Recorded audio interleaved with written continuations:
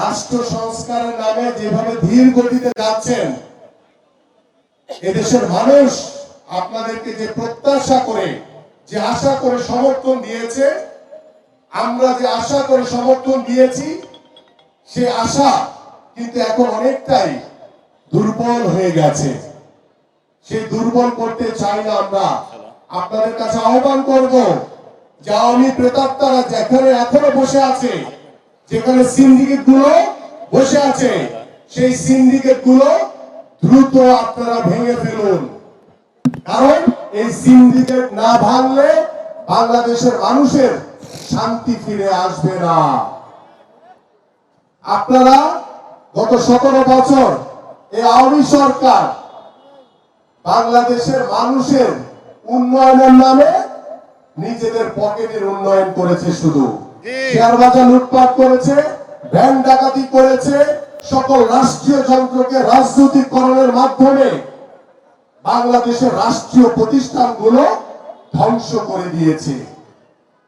সেই ধ্বংসস্তূপ থেকে বাংলাদেশকে নতুন ভাবে স্বপ্ন দেখিয়েছেন, নতুন ভাবে বাংলাদেশের ভিতরে সকল কার্যক্রমকে গতিশীলতা ফিরে আনার জন্য আমাদের মাননীয় ভারপ্রাপ্ত চেয়ারম্যান জনাব তারেক রহমান 31 দফা রূপরেখা দিয়েছেন রাষ্ট্র মেরামতের জন্য, সংস্কারের জন্য।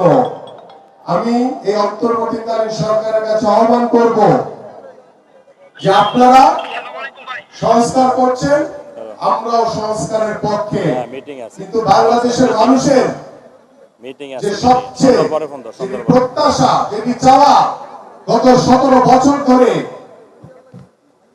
যেই নির্বাচনের জন্য, যে মানুষের ভোটের অধিকার নিশ্চিত করার জন্য, বাংলাদেশের গণতন্ত্র পুনরুদ্ধারের জন্য যে আন্দোলন, যে লড়াই, যে সংগ্রাম করেছে, এবং একটি অবাধ সুষ্ঠু নির্বাচনের জন্য যে আন্দোলন সংগ্রাম করেছি, সেই নির্বাচনের প্রত্যাশায় এদেশের মানুষ বসে আছে।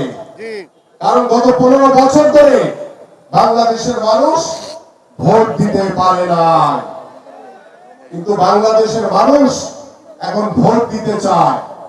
সে ভোট দেওয়ার জন্য বাংলাদেশের মানুষের যে একটি চাওয়া, যে প্রত্যাশা, যে জন্য এই অন্তর্বর্তীকালীন সরকারকে বাংলাদেশের মানুষ সমর্থন দিয়েছে। এবং আপনারা যখন স্বৈরাচার আমলে আজকে অন্তর্বর্তীকালীন সরকারের যারা দায়িত্বশীল জায়গায় রয়েছেন, প্রত্যেকেই আপনারা এই স্বৈরাচার আমলে স্ট্রংলি, খুব দৃঢ়ভাবে সবসময় মিডিয়াতে বিভিন্ন কর্মশালাতে আপনারা বলেছেন যে বাংলাদেশে একটি অবাধ সুষ্ঠু নির্বাচন প্রয়োজন। আজকে যখন আপনারা দায়িত্ব নিয়েছেন, এখন আপনাদের উপরে কিন্তু দায়িত্ব বর্তিত হয়েছে। একটি সুষ্ঠু অবাধ নির্বাচন দিবে, যে নির্বাচনের মাধ্যমে বাংলাদেশের মানুষ যে গত 15 বছর ধরে ভোট দিতে পারে নাই, সেই তার নাগরিক অধিকার, সেই ভোট দিতে চায়।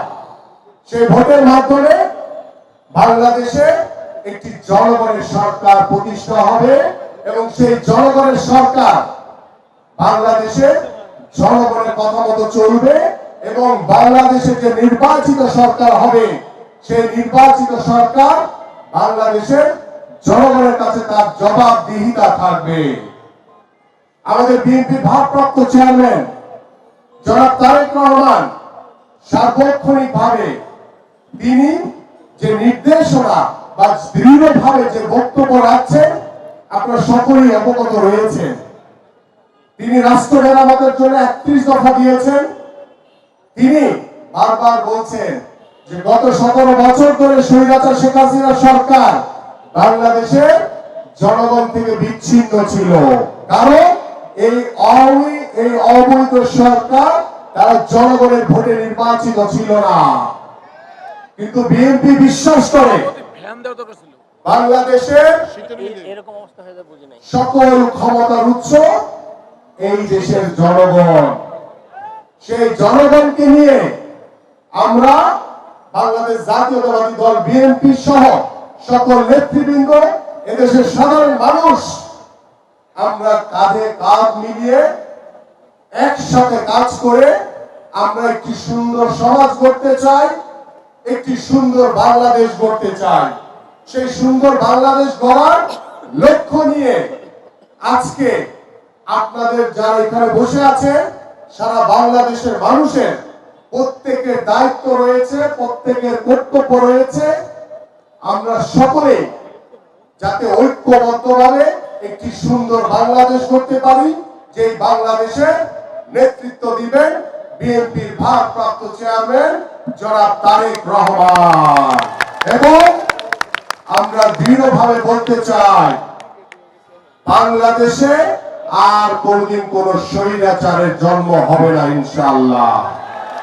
কারণ বাংলাদেশের সবচেয়ে জনপ্রিয় নেতা বিএনপির ভারপ্রাপ্ত চেয়ারম্যান জনাব তারেক রহমান বলেছেন, এই যে 31 দফার ভিতরে বলা হয়েছে যে দুবারের বেশি কেউ প্রধানমন্ত্রী হতে পারবেন না।